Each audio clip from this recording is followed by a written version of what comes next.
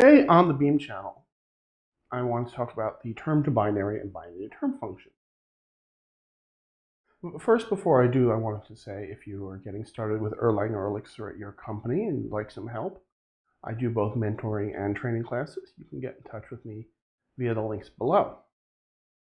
So term to binary and binary to term. Take any arbitrary Erlang term and convert it into a binary representation that can be sent over the network, written to disk, etc. And then, of course, take that term, put it back into a term. Now, this was, I think, originally used for distributed Erlang.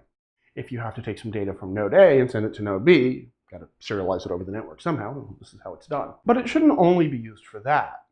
If you have some data that you need to write to disk, and you want to do it in a compressed form, convert it to a binary, write it to disk. When you're ready to read it back in, convert it back. You're done.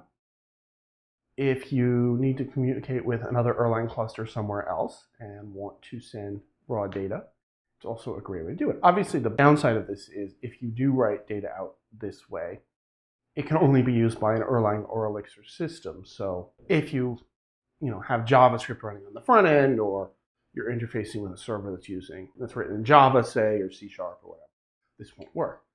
So it really is about serializing data that's for internal Erlang and Elixir use and reproducing it quickly, but it is much faster than, say, encoding a JSON, and it's probably much more. Anyway, I hope that was useful, and take a look at the Erlang term to binary and binary to term 1 functions.